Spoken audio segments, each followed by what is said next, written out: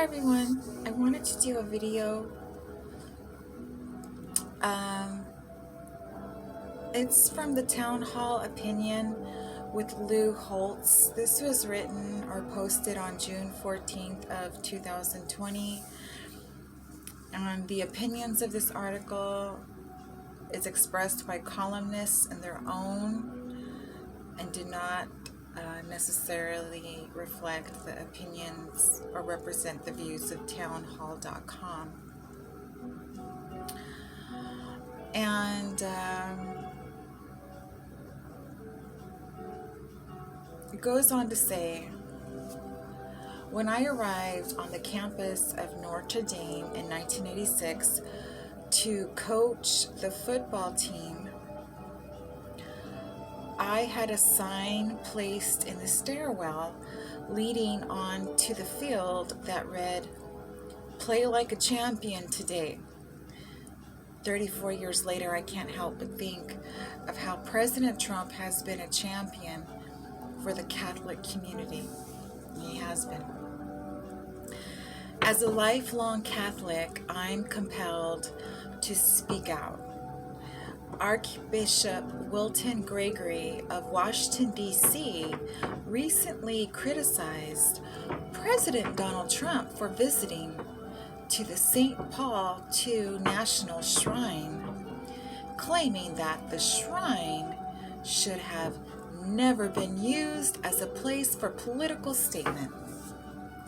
President Trump visited the shrine to honor the legacy of Pope John Paul II, a pope who understood the importance of advancing religious freedoms across the globe. The president also understands how religious freedom curtails terrorism and domestic violence and strengthens democracy, economic development, and opportunities for women. That's why he recently signed the executive order advancing international freedom. The author goes on to say, "It is unfortunate the Archbishop is choosing to engage in political punditry and criticism of the president rather than helping to unite all of God's children." I agree. Instead of acknowledging the symbolism behind President Trump's visit to historic St. John's Church, which had just been ransacked by violent looters, the Archbishop chose to further divide the country.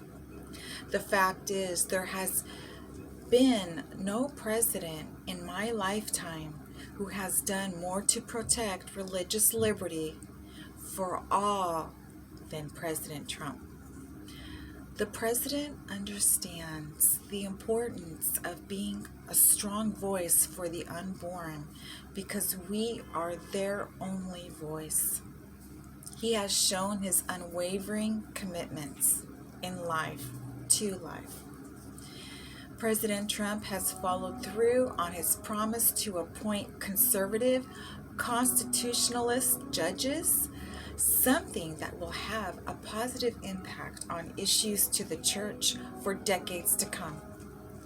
President Trump's commitment to the religious community reaches far beyond our borders.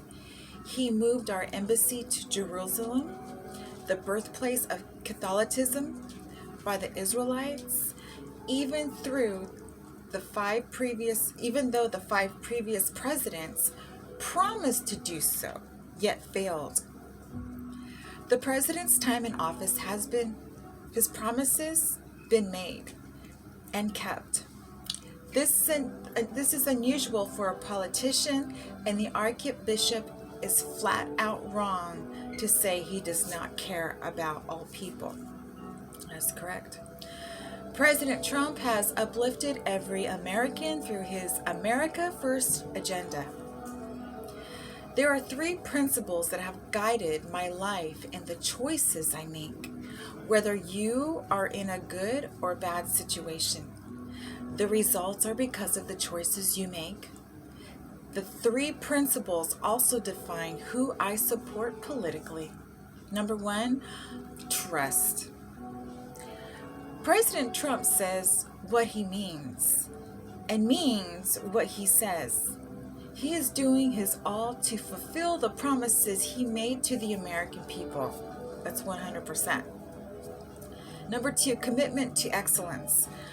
President Trump is committed to pursuing greatness no matter the sacrifice.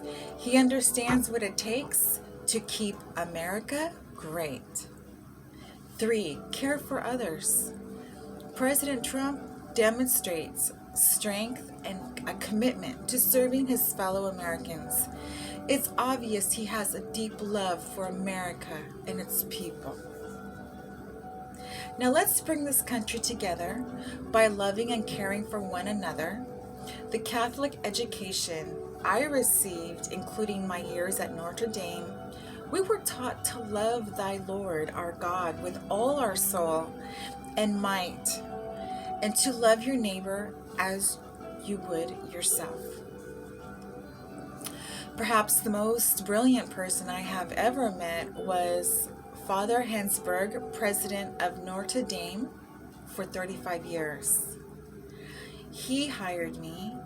He marched with Martin Luther King Jr., was close friends with Mother Teresa, former presidents and popes. He explained to me that you must follow your heart, even if it's an unpopular thing to do. 100%, guys. 100%.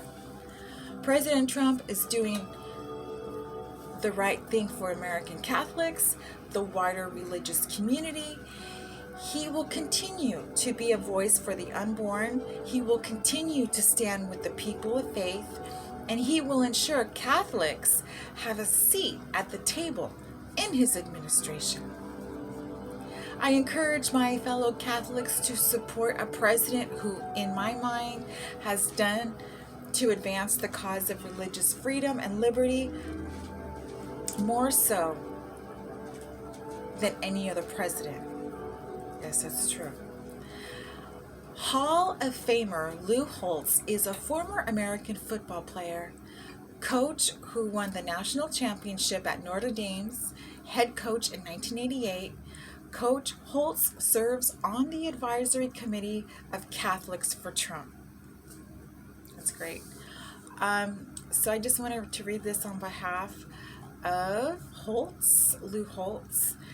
And I also wanted to point out when I was watching Father Frank Pavone,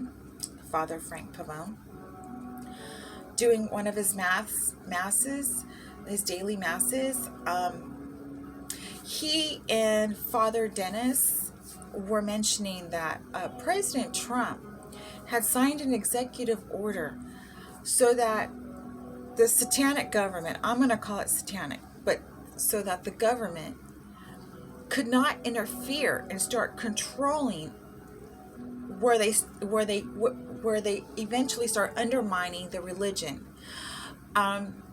And that is something that has happened with Scientology. They got infiltrated by communism. That's why I get stalked and beat up, because of my faith with Jesus Christ.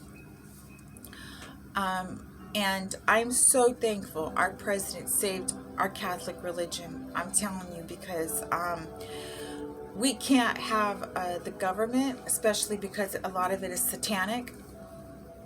And people don't realize this, that a lot of our government has become satanic. And when I say satanic, I mean that they've joined forces with communism. And communism is Satanism.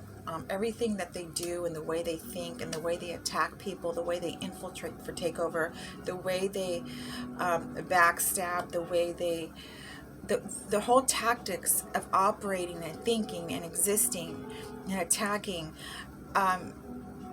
that's all they have going on in their heads. It's complete insanity.